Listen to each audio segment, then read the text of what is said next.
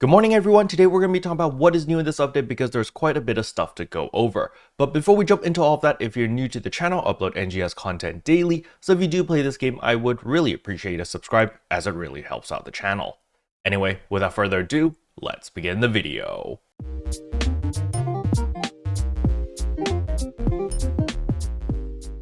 So the very first thing I want to go over is of course Sign of the Planet Breaker. So this is the 4-man version of Darkfall Solace. The enemy is still level 75, they have not increased its level to level 80, however they did update its loot pool. As you can see over here, there is a possibility of getting every single Flugelguard weapon as it is available in the loot pool. However, from our initial testing, the drop rate is almost identical to Mining Rig Defense. Just because Darkfall Solace is a big bad boss, apparently it doesn't increase the rare drop rate, or at least that's what it seems like so far. But at the very least, Sign of the Planet Breaker has no cost to entry, unlike Mining Rig Defense, where everyone was buying those triggers. In Sign of the Planet Breaker, you just get your 4 players and you can just queue in as many times as you want. So that is something that is pretty nice. And another thing is, of course, gathering 4 players is a lot easier than gathering 8 players. So a lot of people have been spamming this like crazy. And if we look at the player market, there has been a huge increase of Flugelguard weapons available in the player shop. As you can see over here, there's actually quite a few gun blades. I'm actually very surprised on how many gun blades have been dropping. However, I have yet to see another katana drop. Maybe the katanas are dropping are just being used and not being sold, and that might be the case. But I am pretty surprised that I have yet to see another katana pop up on the player shop. Now, other than Sign of the Planet Breaker dropping the Flugelguard weapons, there's also the Tisha Waif Almaty, which is pretty awesome, as well as the Neo Astron Color Variant Almaty. These two are pretty awesome looking weapon camos, and they are now available. And then the rest is exactly the same, so nothing new here. Now, the next thing I want to go over is, of course, Omen of the Planet Breaker, and I'm very happy to say Omen of the Planet Breaker has no death limit, and you have an entire hour to do it. Now, the difference between Sign of the Planet Breaker and Omen of the Planet Breaker is Sign of the Planet Breaker is a 4-player version. You can run it whenever you want. It's not an urgent quest. However, there are some restrictions and fail conditions. Versus Omen of the Planet Breaker, that is the urgent quest version of it. As you can see right now in the B-roll, there are 8 players running around and there's no death limit, and you have an hour to complete it, versus Sign of the Planet Breaker where you only have 15 minutes.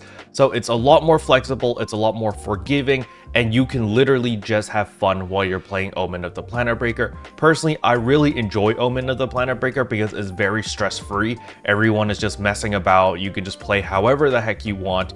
And yeah, it's just a really fun time. It's kind of funny whenever I play with pug groups and you just see swarms of your teammates get knocked out all in one shot. It's a little bit amusing to me, but nevertheless, Omen of the Planet Breaker is really nice because they can also drop the Flugelguard weapons. They have almost the exact same pull as Sign of the Planet Breaker. However, it's just a lot more forgiving and a lot more pug friendly, which is really nice. Now, the next thing I want to talk about is, of course, the limited time quest over here. There is the Special Training Green Hill Sprint 2. Now, unfortunately, there is no first time clear reward over here because this is the first time I believe we're actually getting a limited time quest where it is not a seasonal event going on. So it's kind of weird to have a limited time quest without seasonal points to earn, or like, you know, extra scratch tickets as a bonus for completing it once. There's absolutely no special rewards over here.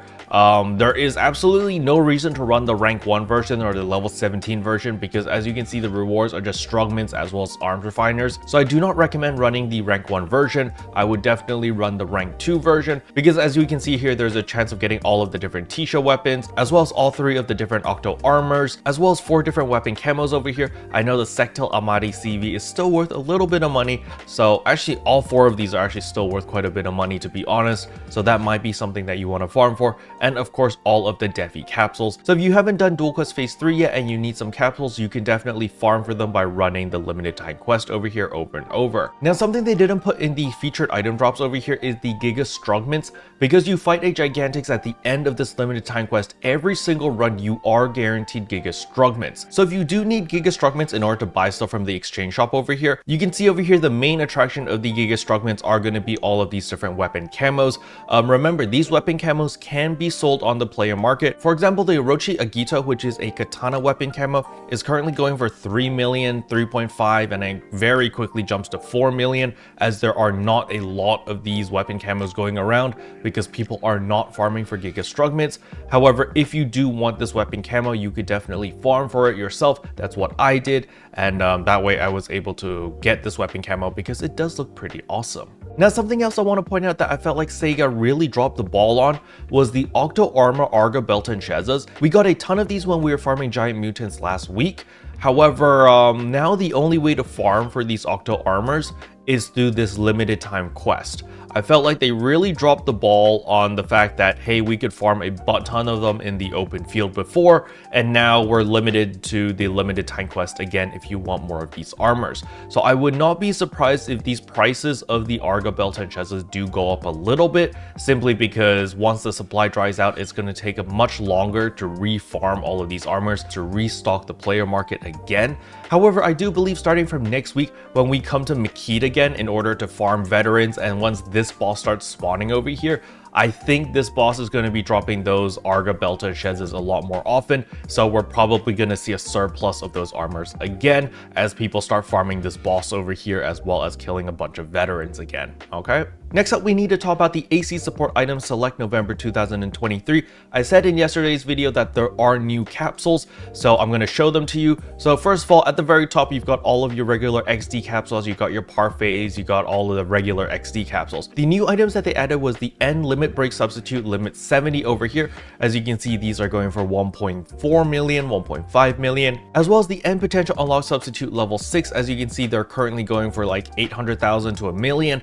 However, I do believe these prices are going to skyrocket in price after next week, because once people start making their melee weapons, because they start dropping from next week, once you get the melee weapons, they might make the limit breaking or the potential cost incredibly expensive. Maybe you're going to need additional dread scales in order to unlock its potential. So if you are planning to make a melee weapon starting from next week, I definitely would probably pick up one of each over here just to be on the safe side, just in case you really do need more dread scales to unlock its potential. Then that way you can simply just use these substitutes instead in order to unlock them, and you won't need to farm even more. Another thing they also changed is the NEXP Armor 2 as well as the NEXP Weapon 2. They look the same, they look like the regular crappy stuff that you don't want. However, what you want to do is go to page 3 and see the ability details.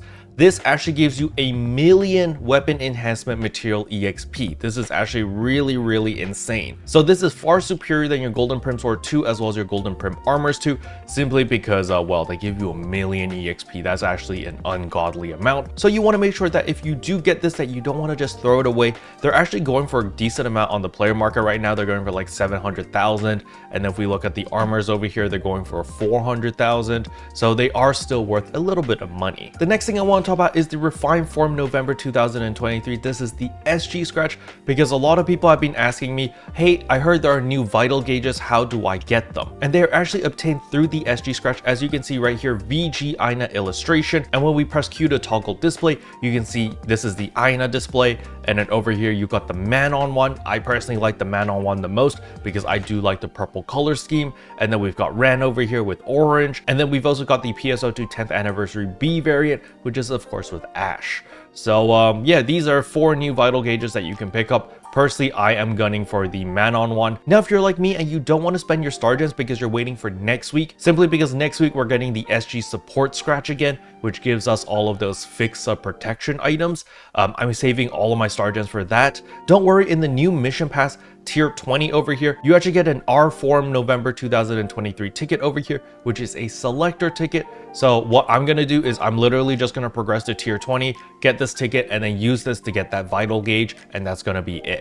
However, the downside of this is I will not be able to get the Gorilla Time emote. This requires you to scratch 30 times, so that's going to cost you 1,500 SG in order to get this emote. However, the Gorilla Time emote is it's pretty good. I'm not gonna lie. I think it's actually pretty funny, and I know for a fact that a lot of people will really like this emote.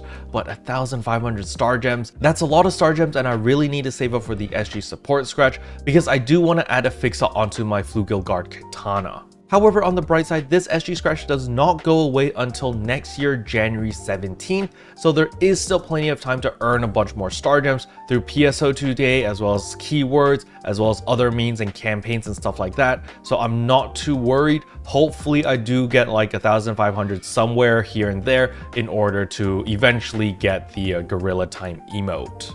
Special thanks to all the members for supporting the channel. It really means a lot to me. Thank you again. But yeah, that's all I wanted to cover in today's video. Hopefully you guys found it helpful. If you did, I would appreciate a like and a subscribe, and I'll see you guys in tomorrow's video. Bye!